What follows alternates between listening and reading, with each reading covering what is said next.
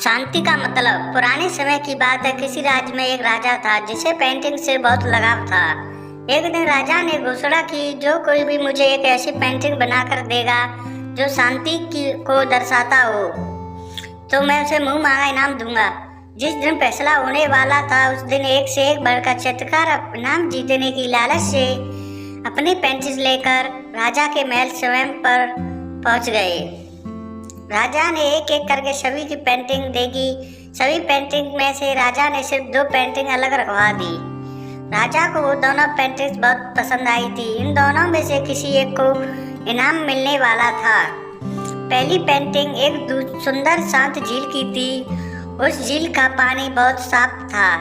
उस पेंटिंग में ऊपर नीला आसमान था और आसमान में रुई के गोले के समान सफेद बादल थे। ये पेंटिंग में शांति साफ नजर आ रही थी। जो कोई भी इसे देखता उसे ऐसा ही लगता था कि शांति को दर्शाने के लिए ये बहुत अच्छी पेंटिंग है। दूसरी जो पेंटिंग थी उसमें पहाड़ थे। पहाड़ बिल्कुल रूखे थे, वीरान थे। इन पहाड़ों के ऊपर बादल थे और उस बादल में बिजलियां चमक रही थी। तेज हवा से पेड़ हिल रहे थे। पहाड़ी की दूसरी ओर एक झरना था और झरने ने रुद्र रूप धारण कर रखा था।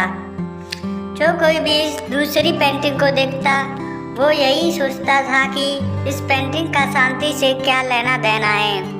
इनमें तो केवल अशांति ही दिखाई दे रही है। सभी को यही लगता था कि पहली पेंटिंग बनाने वाले चित्रकार को ही इनाम मिलेगा। अब बारी आ गई थी राजा की ये बताने की इनाम को किसे देने वाले हैं। राजा ने ये ऐलान किया कि दूसरी पेंटिंग वाले चित्रकार की पेंटिंग उन्हें ज़्यादा अच्छी लगी है और वो उसे मुंह मांगा इनाम देंगे। राजा की बात सुनकर सभी आश्चर्यचकित हो जाते हैं। राजा का फैसला सुनने के बाद अब पहले चित्रकार से रहा नहीं गया और उसने राजा से पूछ ही लिया कि आखिर आपको उस पेंटिंग में ऐसा क्या दिखा है कि आपने उसे इनाम देने का फैसला ले लिया, जबकि हर कोई ये कह रहा है कि मेरी पेंटिंग ही शांति को दर्शाने के लिए अच्छी है। राजा ने पहले चित्रकार से कहा कि तुम आओ मेरे साथ, मैं तुम्हें बताता हूँ। राजा उस चित्रकार को दूसरी पेंटिंग की ओर ले जाते हैं और कहते हैं, झरने के दाईं ओर आवाज से एक तरह झुके हुए इस वृक्ष को देखो। वृक्ष की डाली पर बने हुए इस घोंसले को ध्यान से देखो। देखो कैसे एक चिड़िया कोमलता से शांत भाव से अपने बच्चों को भोजन करा रही है। राजा ने वहां पर हाजिर सभी लोगों को समझाया कि शांति का मतलब ये नहीं है कि आप ऐसे स्थिति में हो जहाँ कोई शोर नहीं हो, कोई समस्या नहीं हो, सब कुछ अच्छा ही हो। शांति का मतलब तो ये होता है कि आप हर तरह की अव्यवस्था, अशांति के बीच भी शांत रह पाओ और अपने लक्ष्य पर ध्यान केंद्रित कर पाओ।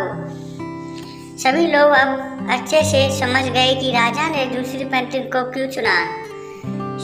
अब हम सभी को अपनी लाइफ में शांति चाहिए। अक्सर हम शांति के मतलब को गलत समझ लेते हैं और उसे बाहरी दुनिया में ढूंढ